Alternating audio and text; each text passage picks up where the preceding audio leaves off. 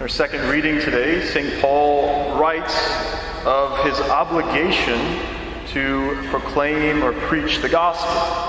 And this suggests to us this theme of evangelization, right? The new evangelization is a term that we've heard probably many times, starting with Pope John Paul II, and then Pope Benedict, and now Pope Francis have picked it up from him. And so, to evangelize is to share the gospel. Right? The Greek word where we get our word gospel is where we get that word evangelize, evangelion. And that means, right, the good news. So to evangelize means to tell people the good news of the gospel. I remember sitting at lunch with Monsignor one time, Monsignor Mouton. He looks across at me very seriously, as he usually did. And he said, "Father Broussard, the new evangelization is not a program. It's knocking on doors and inviting people back to church." I said, "That's a pretty good analysis, Monsignor." And I think he was on to something.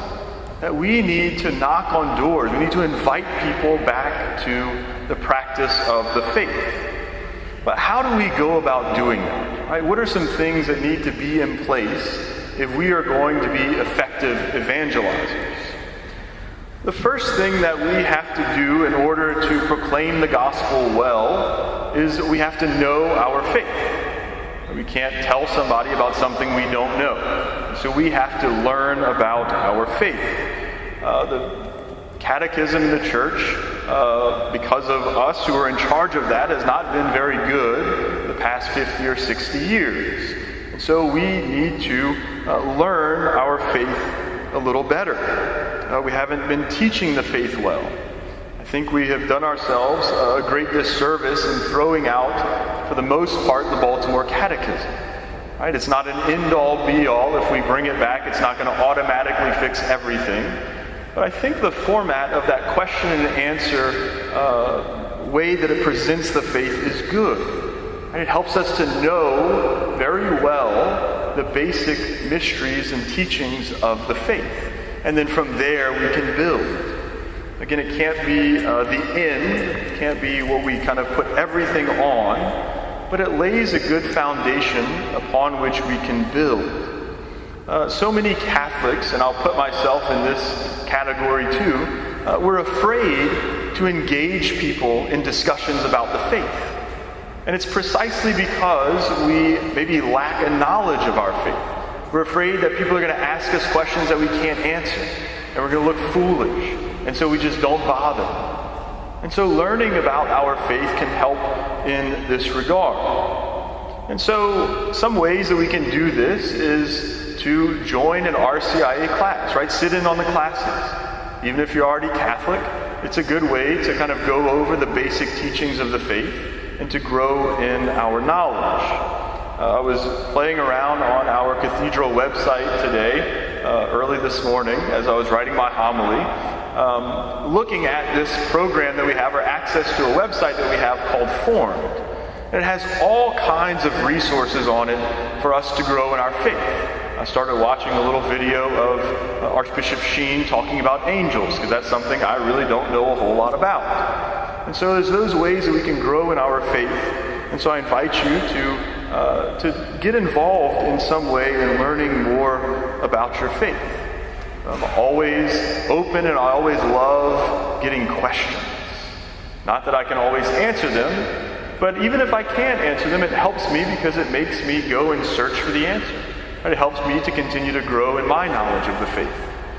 And so I would encourage you, as we approach Lent, to think about this and think about adding some way of learning the faith to the practices that you're going to take on during that season of Lent. Right? Reading the Bible, reading the Catechism for 10 or 15 minutes a day can be incredibly helpful for us in learning our faith. The last thing I would say on this point is just start. Right? Sometimes we can feel so overwhelmed with how much there is to know and how much we don't know that we just don't know where to start. Right? Just start. You're not going to understand it all. Hopefully some of it will seep in. It'll kind of stick in our brain somewhere. And the more we read, the more we're able to understand. So just get started. The second thing that we have to do once we know what the church teaches is we have to believe it in order to be good evangelizers. Right? The first thing that a salesman needs to do to be a good salesman is believe in his product. Right? If you don't believe in it, it's really hard to sell it. I can't tell you about something that I really don't care about and make it seem like I do. Right? I might be able to fake it for a little while, but it's not going to go very well. But belief in our faith comes from taking our study a step farther. Right? It comes from taking what we know about the faith and sitting with it in prayer.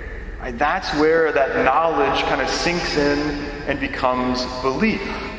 Belief comes not from learning about Jesus, but from knowing him personally. And we can only know him personally if we spend time with him in our prayer. And so we certainly have times of common prayer like we're doing now, celebrating the Mass, but we also need that time of personal prayer. Right? Sitting in the quiet, speaking to Jesus, listening to him speak to us, reading the scriptures, allowing them to sink in. All of that goes to helping us to grow in our belief.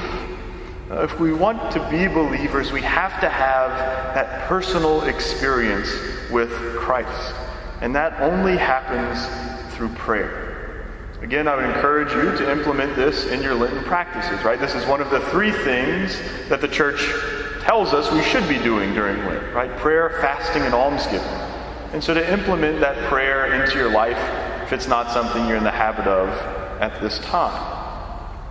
And so after we know the teachings of the faith and we believe them, the third thing that we have to do in order to be good evangelizers is we have to live the faith.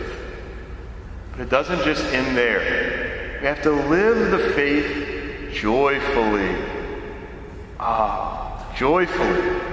Right? We have to show people that we actually like being Catholic. If I'm trying to convince someone to convert or to grow in their faith, if I present it to them by saying, there's a bunch of rules, and it's pretty hard, and I'm usually not very happy, it's probably not going to encourage them to follow me on that journey.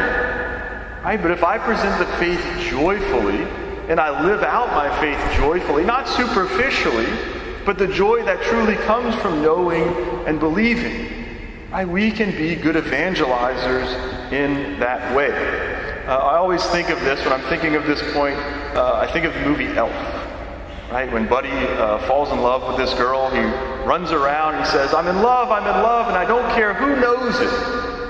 He can't help but contain it, or he can't contain it because he loves this girl so much that he wants to let everybody know. That's how we should feel about our faith. We should want to share the joy that we experience in living it with everyone that we encounter. Also, give the example of if we see a good movie or if we read a good book, it's a natural desire to want to go and tell someone about it. I did this just a couple of weeks ago. I listened to an audiobook, because I don't read well, audiobook called Endurance. It's a story of this man named Shackleton who took a voyage to the Antarctica with 27 other men in 1914. He goes out and they run into all these troubles. They get frozen in ice and they're on the boat for 10 months just kind of going wherever the ice takes them.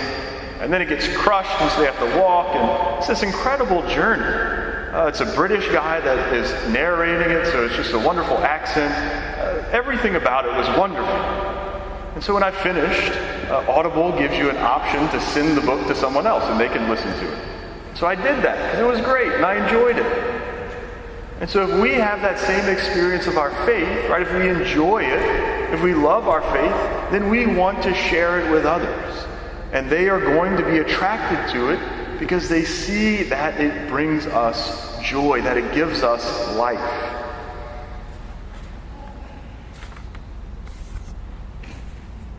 So when we enjoy, right, when we love something, it's natural for us to share it. It's natural for us to want to bring it to others. So if we know our faith, if we believe what we learn about our faith, and if we live that faith joyfully, we are going to attract others to it. So, as St. Paul mentions, right, sharing the gospel with others is not just one option that we have among many, but it is an obligation that we have as Christians. Right, we're called to share that gospel, that good news, with everyone that we encounter. And so we should commit ourselves to continue learning about our faith. We should commit ourselves to that daily prayer so that we grow in our conviction and our belief in the teachings that we know. And then we should strive as best we can to live out our faith joyfully. If we do this, then we are fulfilling that obligation that St. Paul writes about to proclaim the gospel.